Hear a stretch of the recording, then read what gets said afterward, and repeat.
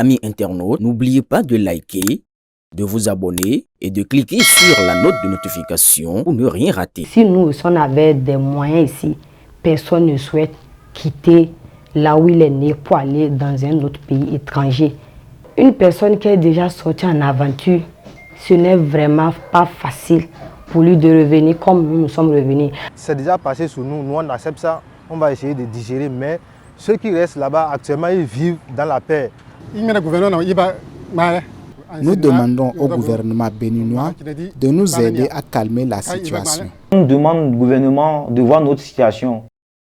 Ils avaient quitté le Bénin avec l'espoir de trouver ailleurs de meilleures conditions de vie. Aujourd'hui, leur retour au pays est marqué par une réalité bien différente. Rapatriés d'Allemagne à la suite de procédures d'expulsion, ces migrants béninois tentent désormais de se reconstruire après une expérience souvent douloureuse.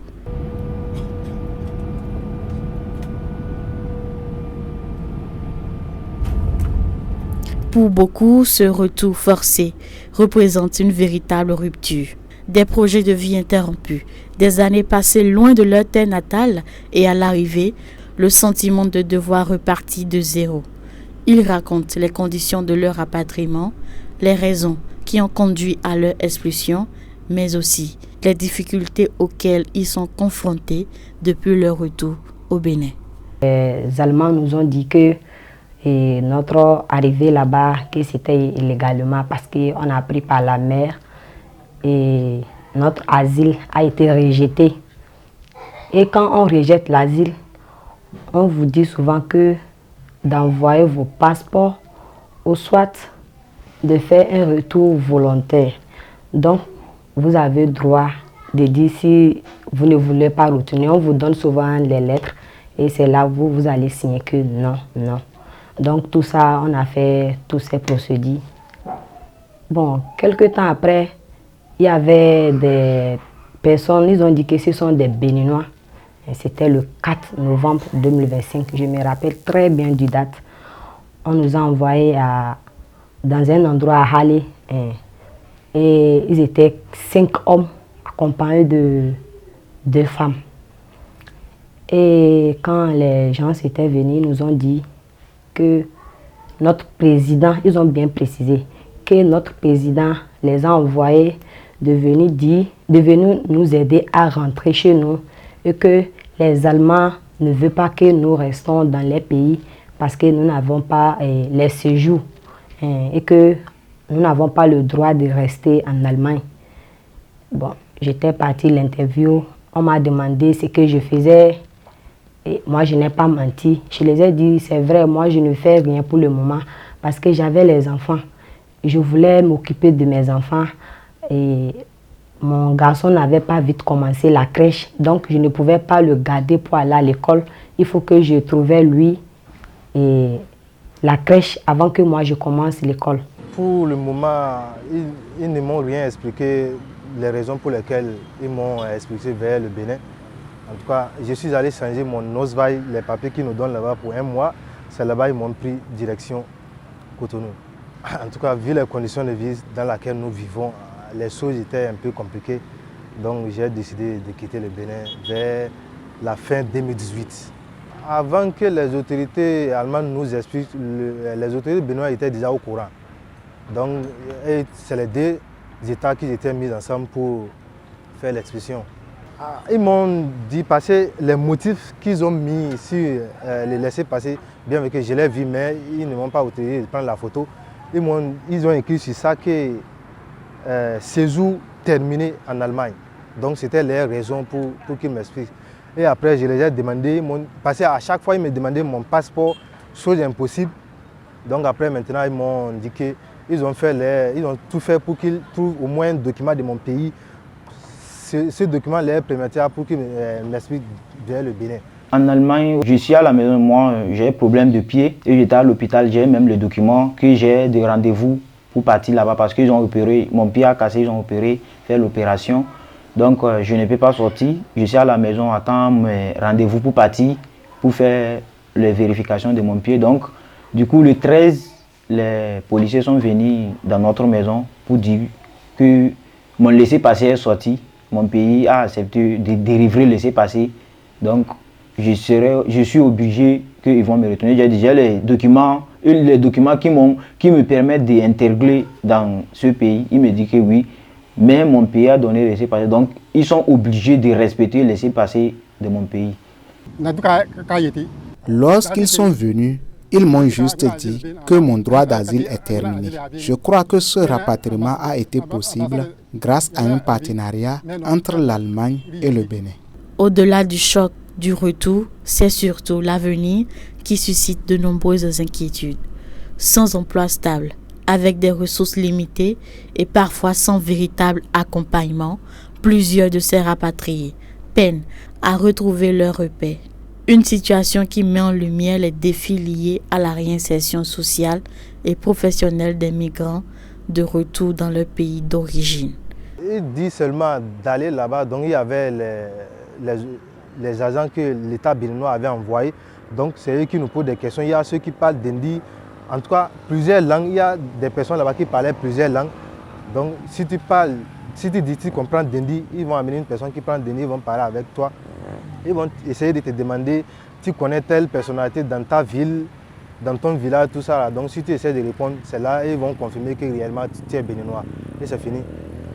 Mais ils ne prennent pas les empreintes, tout ça là. Non, non, non.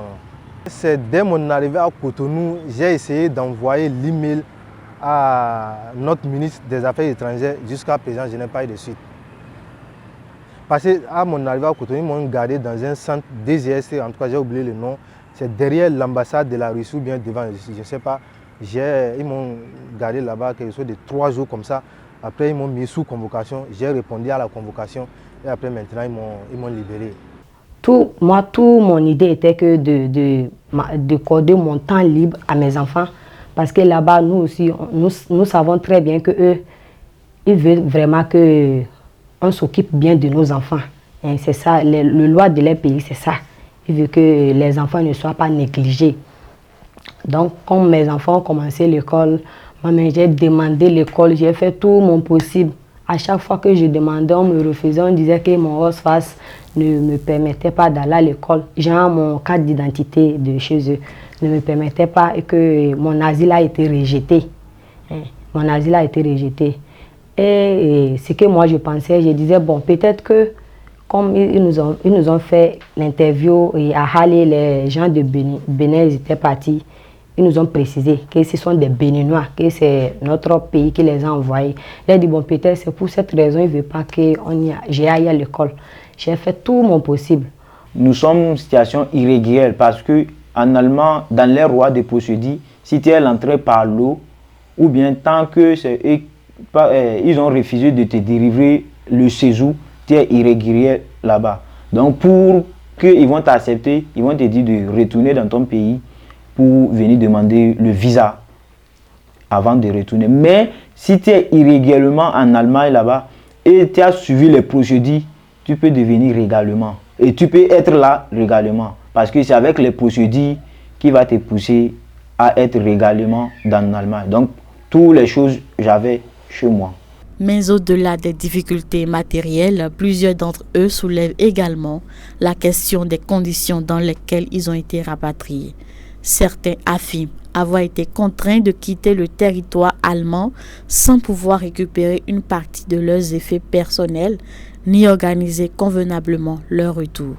Des récits qui rappellent le débat de plus en plus présent en Afrique sur le traitement réservé aux migrants lors des procédures d'expulsion. Un soir comme ça, et vers les 20h, bon, moi j'étais à la maison, les policiers étaient venus, ils étaient 5 accompagnés d'une personne, ça fait 6.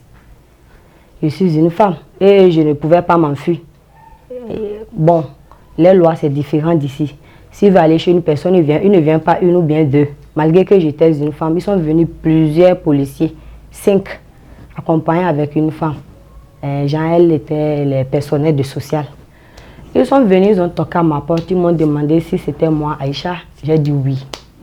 Ils m'ont demandé mon OSFAS. J'ai donné mon OSFAS. Et ils sont rentrés dans la maison. Et ils ont commencé à dire que bon, notre l'asile a été rejeté. Mais ma petite, elle n'a pas demandé l'asile. Malgré qu'elle est née là-bas, c'est vrai, elle est née là-bas, je n'ai pas déclaré son papa parce que on n'a pas déclaré que c'est son enfant. Et ils ont dit que notre asile est terminé. Genre, moi et son frère, parce qu'elle n'est pas dans l'asile, mais notre agent qu'on nous aidait parfois avec le fin du mois, là, ça, on la payait. Chaque fin du mois, on met ça dans nos cartes, genre pour acheter à manger, les choses personnelles comme ça.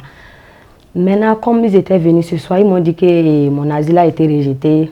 Moi, j'étais la bouche bée parce que j'ai déjà appris qu'ils ont pris d'autres personnes. Je ne pouvais pas être étonnée parce que je savais déjà qu'ils sont en train de faire ça à nos frères béninois.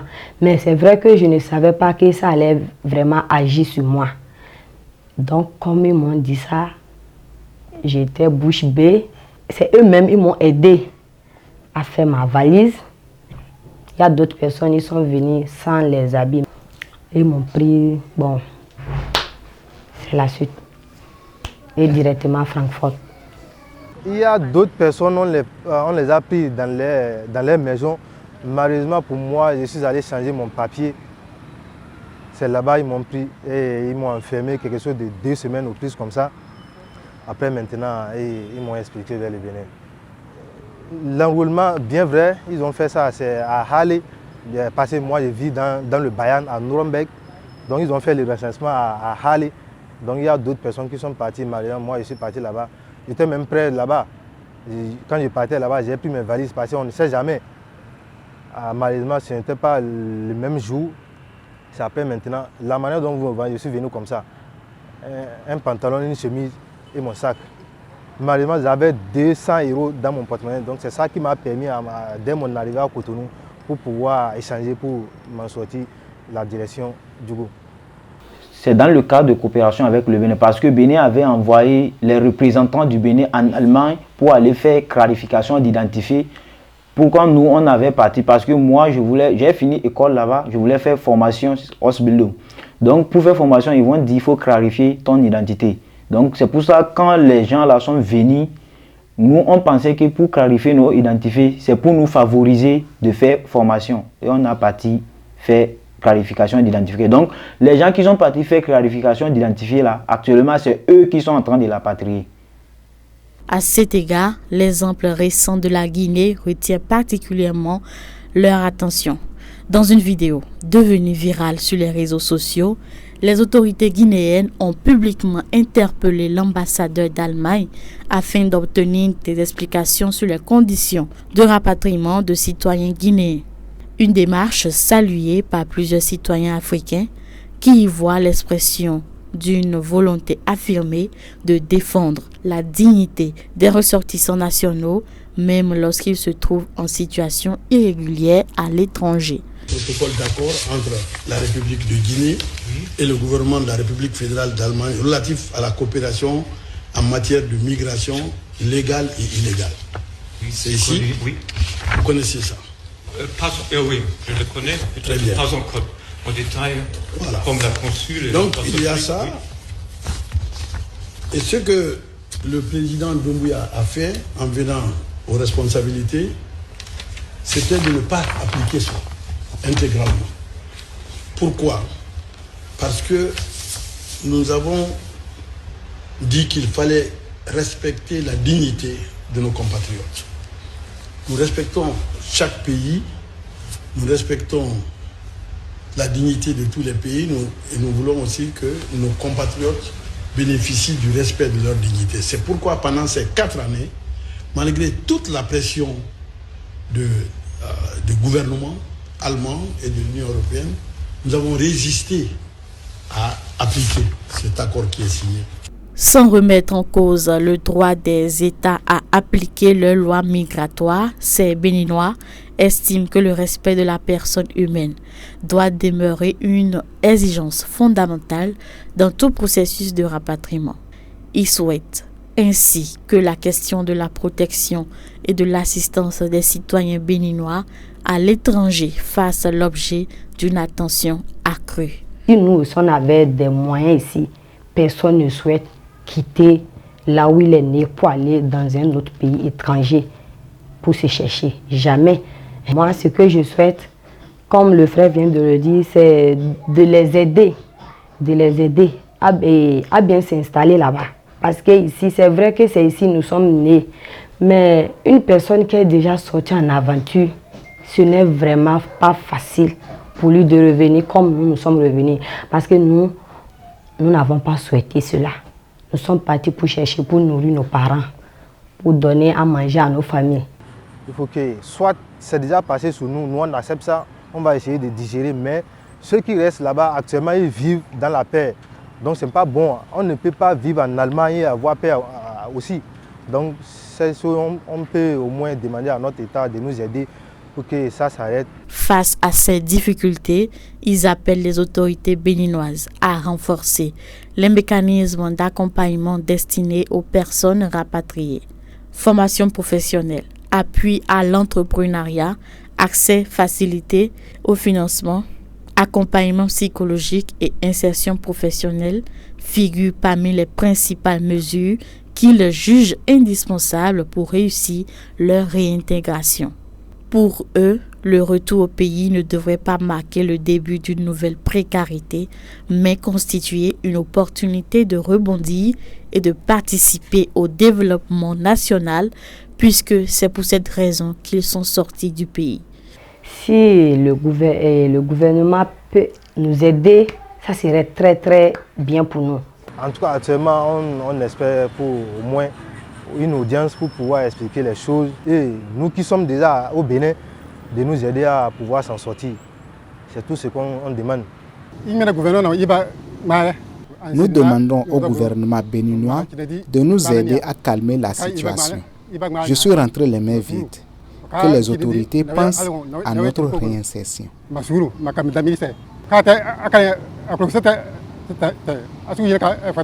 On demande au gouvernement de voir notre situation. Si le gouvernement ne voulait pas que ces citoyens sortent, donc à nous aider dans notre pays, dans notre travail ou bien dans nos besoins qu'on fait, de nous aider pour commencer à nous. Si le pays, tout ce qu'on voulait marche, personne ne souhaite pas partir quelque part. Donc on avait besoin d'aide, mais on n'a pas pu trouver. C'est pour ça qu'on a parti là-bas. Mais quand nous sommes venus là, donc, on souhaite que le gouvernement puisse nous aider à commencer nos activités pour qu'on laisse ici, pour qu'on ne va pas aller encore ailleurs. À travers leur témoignage, c'est toute la problématique de l'accueil et de la réinsertion des personnes rapatriées qui est mise en lumière. Entre difficultés d'adaptation, recherche d'emploi, précarité économique et besoin d'accompagnement psychologique, ces Béninois espèrent aujourd'hui bénéficier d'un véritable soutien pour reconstruire leur vie. Au-delà des mesures de réinsertion, plusieurs d'entre eux souhaitent voir les autorités béninoises engager un dialogue avec leurs homologues allemands afin de réexaminer les conditions et l'ampleur de ces rapatriements. Sans contester le droit souverain de chaque État d'appliquer sa politique migratoire, ils estiment que la protection des citoyens béninois à l'étranger et le respect de leur dignité doivent demeurer une priorité. Pour ces migrants de retour, l'enjeu dépasse leur situation personnelle. Il s'agit de transformer une expérience douloureuse en une opportunité de reconstruction et de contribution au développement du pays. Car si leur aventure migratoire s'est achevée de manière inattendue, leur espoir de rebondir, lui, reste intact. On ne choisit pas toujours comment l'on revient chez soi, mais une nation digne choisit toujours comment elle accueille ses enfants lorsqu'ils reviennent.